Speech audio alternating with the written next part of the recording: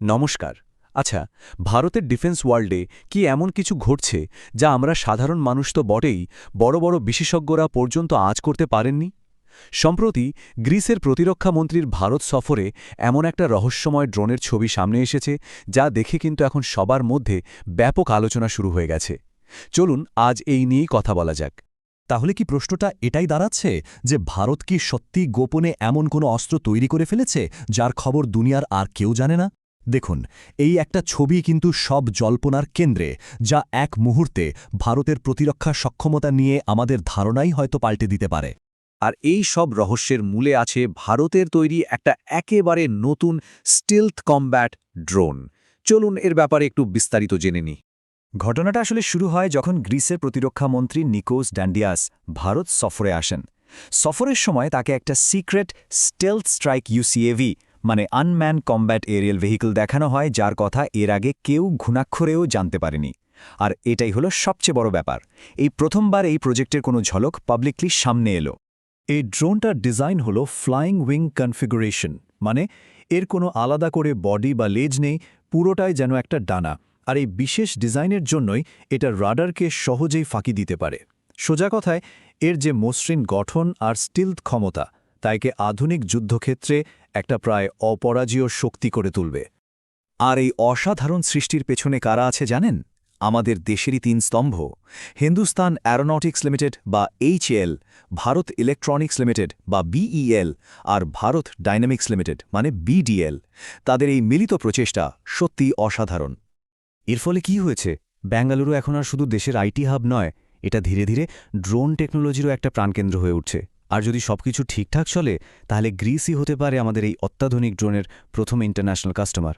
আচ্ছা, আত্মনির্ভর ভারতের মুকুটে কিন্তু আরও একটা নতুন পালক যোগ হল।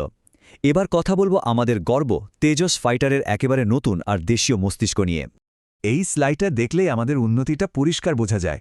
দেখুন, আগে তেজস MK1A ফাইটারের জন্য মিশন কম্পিউটার আর সেন্সর আমাদের ইউরোপ থেকে অনেক চড়া দামে কিনে আনতে হতো, আর এখন সেই অত্যাধুনিক কম্পিউটার তৈরি হচ্ছে আমাদের নিজেদের বেঙ্গালুরুতে। আর এই অসাধ্য সাধন করেছে বেঙ্গালুরুরই একটা কোম্পানি, মিস্ট্রাল সলিউশনস। ভাবুন একবার, দেশের প্রতিভা দিয়েই দেশের সুরক্ষা নিশ্চিত করা হচ্ছে। এর চেয়ে ভালো উদাহরণ আর কি হতে পারে? তবে সবচেয়ে গুরুত্বপূর্ণ পয়েন্ট কোনটা জানেন? এই নতুন সিস্টেম একজন পাইলটের সচেতনতা যুদ্ধক্ষেত্রে প্রায় 10 গুণ বাড়িয়ে দেবে। তার মানে আকাশের লড়াইয়ে আমরা এখন আর শুধু বিদেশের ওপর নির্ভরশীল নই, বরং আগের চেয়ে অনেক বেশি শক্তিশালী। চলুন ভারতের প্রতিরক্ষা গবেষণার আরও একটা বড় অগ্রগতির দিকে নজর দেওয়া যাক। এবার ডিআরডিওর হাত ধরে আসছে একটা একেবারে নতুন মিসাইল সিস্টেম। দেখুন, এতদিন পর্যন্ত ভারতের মিসাইল ক্ষমতার মধ্যে একটা কৌশলগত ফাঁক ছিল, মানে একটা নির্দিষ্ট পাল্লার মধ্যে আমাদের অস্ত্রভাণ্ডারে কিছুটা ঘাটতি ছিল আর কি।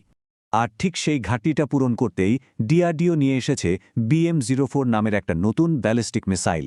এটা আমাদের পিনাকা রকেট আর অগ্নি সিরিজের মাঝখানের 400 থেকে 1500 কিলোমিটারের যে রেঞ্জ গ্যাপটা ছিল, সেটাকে একেবারে নিখুঁতভাবে পূরণ করবে। এই মিসাইলের কয়েকটা দারুণ বৈশিষ্ট্য হল, এটা বানাতে খরচ অনেক কম, এর গতি প্রচণ্ড, আর এর টার্গেটিং সিস্টেমটা পুরোপুরি AI নির্ভর। মানে এটা আমাদের প্রতিবেশীদের জন্য একটা বেশ বড়সড় মাথা ব্যথার কারণ হতে চলেছে।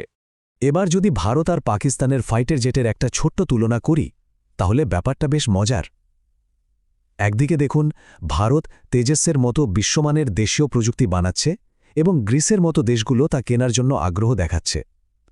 আর অন্যদিকে পাকিস্তান তাদের JF-17 থান্ডেম নিয়ে $20 বিলিয়ন আয়ের স্বপ্ন দেখছে বটে, কিন্তু বাস্তবতা হল তাদের প্রোডাকশন খুবই ধীর আর ক্রেতা নিয়েও বেশ ধোঁয়াশা আছে। আচ্ছা, প্রতিরক্ষা জগৎ থেকে বেরিয়ে এবার একটা বেশ আশ্চর্যজনক কিন্তু ভারতের জন্য একটা বড় অর্থনৈতিক সুযোগের দিকে নজর দেওয়া যাক। আমরা যখন দেশে কর্মসংস্থান নিয়ে এত ভাবছি, তখন রাশিয়া এখন শ্রমিকের আকাল পড়েছে। যুদ্ধের কারণে সেখানে প্রায় 30 লক্ষ কর্মীর ঘাটতি দেখা দিয়েছে। এটা কিন্তু একটা অমন সংখ্যা। এমনকি রাশিয়ার মন্ত্রীরা তো সরাসরি বলছেন যে আমরা ভারত থেকে আনলিমিটেড বা সীমাহীন কর্মী নিতে রাজি আছি। এই একটা কথা থেকেই বোঝা যায় সুযোগটা ঠিক কতটা বড়। মূলত কনস্ট্রাকশন আর সার্ভিস সেক্টরে কর্মীর চাহিদা সবচেয়ে বেশি। একটা অনুমান করা হচ্ছে যে ভারত থেকে প্রতি বছর প্রায় 15 লক্ষ মানুষ সেখানে কাজ পেতে পারেন। আর ভালো খবর হলো, ভিসা প্রক্রিয়াও এখন আগের থেকে অনেক সহজ করে দেওয়া হয়েছে। সবশেষে চলুন একবার দেখে নেওয়া যাক ভারতের ভবিষ্যৎ পরিকল্পনাগুলো কি। প্রথমেই একটা বহু প্রতীক্ষিত ডিফেন্স সিস্টেম নিয়ে একটা বড় আপডেট আছে। S-400 এয়ার ডিফেন্স সিস্টেম নিয়ে সুখবর হলো। রাশিয়া কনফার্ম করেছে যে এই বছরের শেষের মধ্যে বাকি সবকটা স্কোয়াড্রন ভারতের ডেলিভারি হয়ে যাবে।